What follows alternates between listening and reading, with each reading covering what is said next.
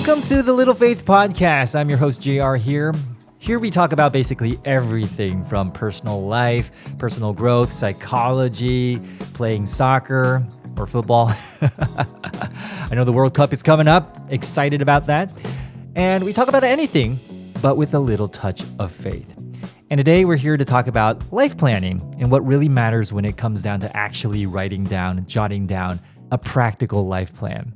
So recently I went to the very well-known NTHU, National Tsing Hua University in Taiwan, which is adjacent to the Hsinchu Science Park, which is the equivalent of Silicon Valley here in Taiwan. A lot of students after graduation land their first job in the science park, especially students from NTHU. So I was there for a roundtable discussion, and I delivered a 30-minute talk about career advice for graduates.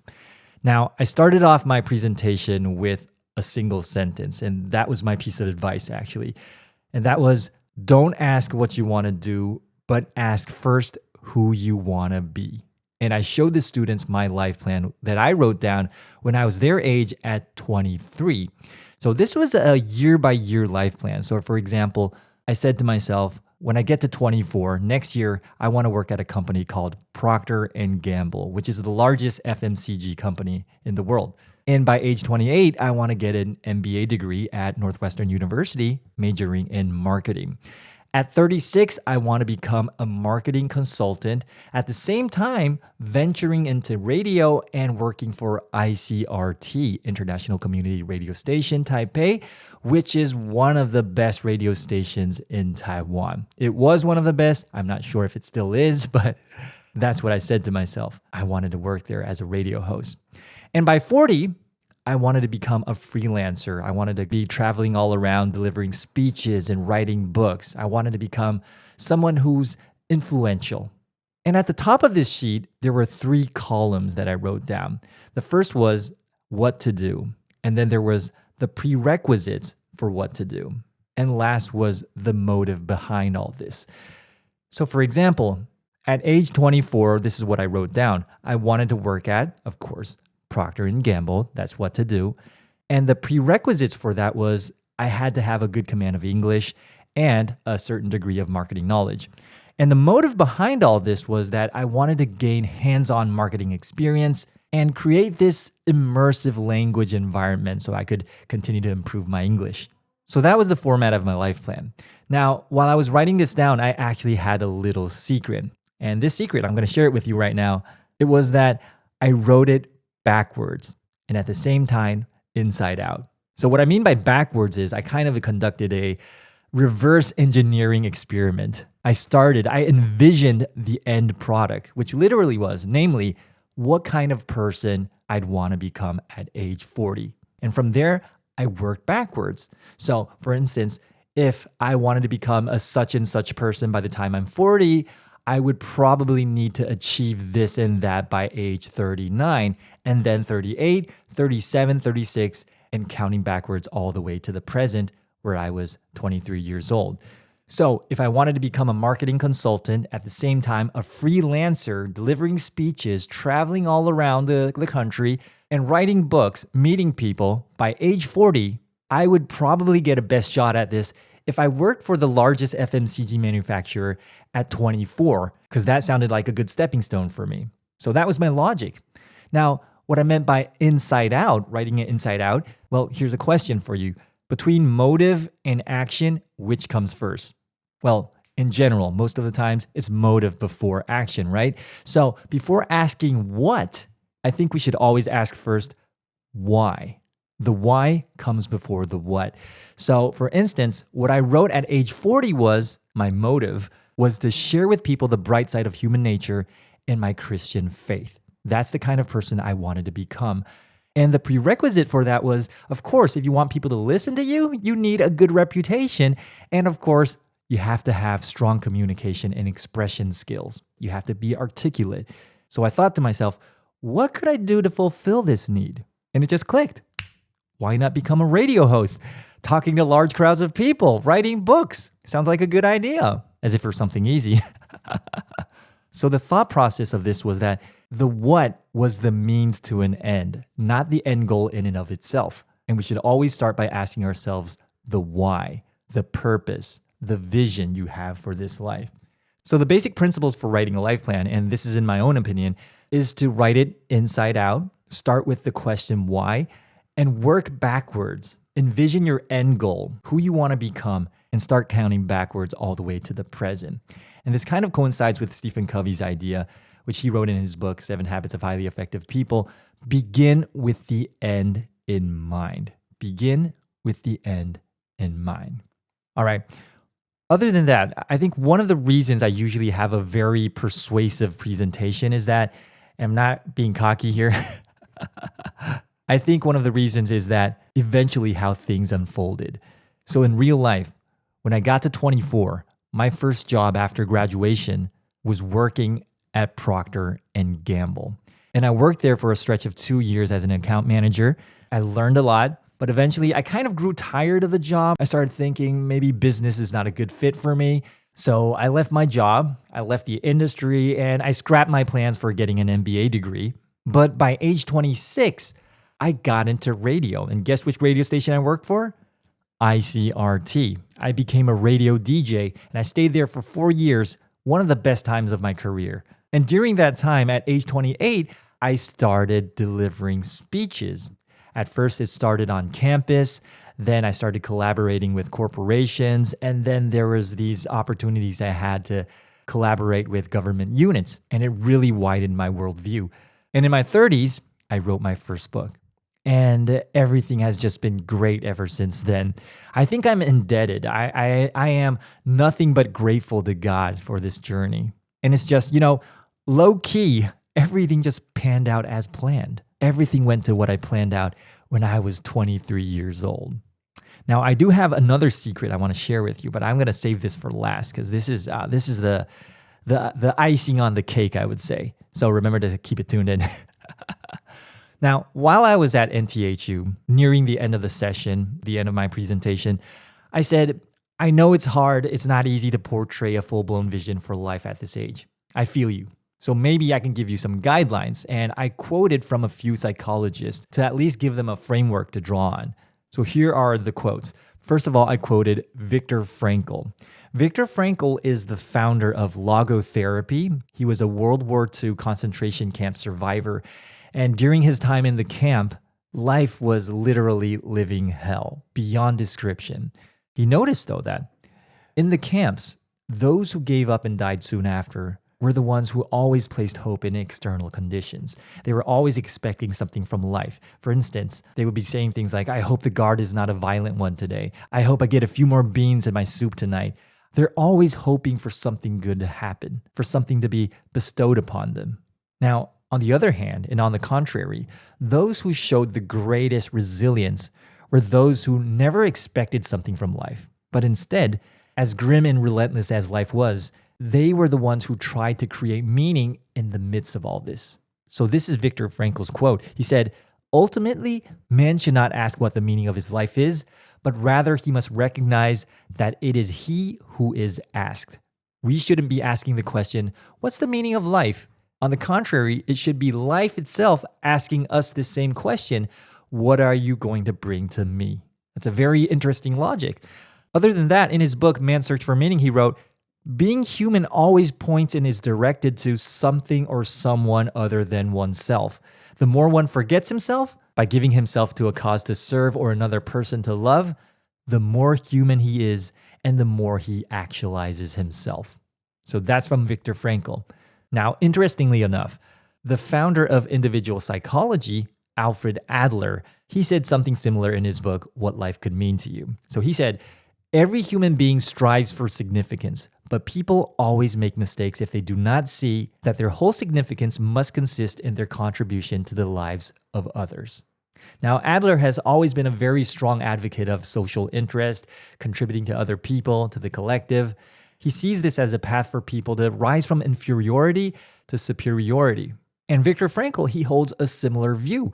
Our self-value lies in the contribution we make to other people. So that's from two of the most renowned psychologists. Now, if we take a look into modern day positive psychology, the founder, Martin Seligman, in his 1990 book, Learned Optimism, this is what he wrote. He said, I believe that our epidemic of depression is a creature of the maximal self. The waxing of the self in our time coincided with a diminished sense of community and loss of higher purpose. These together proved rich soil for depression to grow in. So let's bring this into context. During the 60s all the way to the 90s, citizens of the USA, they witnessed the assassination of Martin Luther King, President Kennedy. They went through the Vietnam War and all the protests against it. They witnessed Watergate, Richard Nixon resigning before he could be impeached. This younger generation, along the way, gradually lost their faith in the government. They lost their faith in the nation. And as a result, people turned inward. They started focusing more on their own lives to look for satisfaction. And at the same time, Seligman, in his own words, he said, by unfortunate coincidence, when the government failed their people, or at least that's what the people felt, people could have turned to family. People could have turned to religion as a buffer. However, at the very same time, family and religion had their problems of their own. They were also on the decline. There was a rising divorce rate accompanied by low birth rate, which is the erosion of family. And then there was a decline of belief in God. So a hyper focus on the self, plus a breakdown of faith in the government, the unraveling of the traditional family, and the loss of belief in God created this massive wave of depression in the United States. And what I can add on to that is that things aren't getting any better. And I'm not saying this out of my own gut. I'm saying this according to the numbers. If you've read Jonathan Haidt's book, The Anxious Generation, you know better than I do that depression, anxiety has gone way worse in the 2000s, especially after 2010. That's another topic. We're not going to discuss that today, but if you're interested, go check out that book, The Anxious Generation, one of the best books of this decade, I would say. Now, also, I once listened to an interview with Jordan Peterson, and I hope he gets well soon. Jordan Peterson, he said, the more you think about yourself, the more miserable you are. Now, don't hear it from me. Let's listen to the sound bites. The more you think about yourself, the more miserable you are. There's no distinction between being self-conscious and being miserable. They're statistically identical. As soon as you become aware of yourself, you're anxious and hurt. Right. So then you might think, well, the cure for that is to not think about yourself. No, the cure for that is to think about other people. You exist in relationship to other people. So that's what Jordan Peterson had to say about this. The more we focus on ourselves, the more we're prone to anxiety and depression. And the cure is to think about other people. And that coincides with the idea coming from Alfred Adler and Viktor Frankl. Our self-value lies in the contribution we bring to other people, to society, to family, etc., etc. Okay, so based on what we just mentioned, how do you find your vision for life? And this is never an easy question to answer, but here's a good starting point. First of all, you have to have a sense of ownership. This is my life, these are my choices, and so this is my responsibility. Freedom comes with accountability. And that is basically what Viktor Frankl meant. Man should not ask what the meaning of his life is, but rather he must recognize that it is he who is asked. So don't ask what life can bring to you. Instead, you should be asking what you can bring to life. You only live 100 years. What are you going to do with them? Now, second, you can think of the ways to contribute to other people, either to family, to friends, to your colleagues, or at a higher level, society, the world, the universe, or even to God. What can you bring to people? What impact can you make? So think of the ways you can leverage your core strengths and use it for the greater good. As Alfred Adler mentioned, our significance consists in our contribution to the lives of others. So you can take that into account. 2 easy guidelines. Have a sense of ownership. It's your life, your choices, your accountability. And second, try to think of ways you can contribute to society. So for instance, my vision was, and still is, by the way, after all these years, was to share with people the bright side of human nature and my Christian faith. That's the kind of person I wanted to become. I actually mentioned this when during an interview with a psychiatrist, a very well-known psychiatrist in Taiwan, Stephen Ma. And when I mentioned this example, he said, wow, that's such a good practice. It's just like having a northern star, always knowing where to look for direction, right? So having vision for your life is essential, is always something you want to start out with. So before you ask what you want to do, first ask who you want to become. You have to have that vision for life. All right, now, if we look at the same question from a religious point of view, or to be specific, a Christian perspective, Those concepts we just mentioned, taking accountability for your life, contributing to other people, perfectly aligns with biblical teachings. For instance, in the book of Galatians, chapter 6, 7 to 10, it reads, "A man reaps what he sows. Whoever sows to please their flesh, from the flesh will reap destruction. Whoever sows to please the Spirit, from the Spirit will reap eternal life." And then it goes on to say, "Therefore, as we have opportunity, let us do good to all people, especially to those who belong to the family of believers." So that's what it says. It's basically saying you reap what you sow. So own up to it. It's your life. And make yourself useful to other people, to all people. And also, of the core teachings of the Bible, you're probably very familiar with this line, love your neighbor as yourself. Now, that is the second greatest commandment according to Jesus himself. So what's the first? The first commandment is, the greatest commandment is, love God with all your heart, soul, and mind. And that comes before loving others. Only when we put God first can we learn to be like God and love like him. So the ability to love one's neighbor comes from loving God first, putting God first. And those are the core teachings of Christianity. Jesus basically said, those are the two greatest commandments and the core teachings of all the prophets. And that is what God expects from us. Now, before we wrap it up for today, one last thing, all right, about my life plan again. I said I still have one little secret up my sleeve that I haven't shared with you yet, right? So here it is. In the end, well, I haven't reached the end yet, but as of now, I have achieved more than 80% of the things that I jotted down in my life plan when I was 23. On the surface, of course, I put a lot of thought into it, a lot of effort into it. Plus, I had a huge stroke of luck, I would say. But at the end of the day, what is luck? So this is what I have to say about it.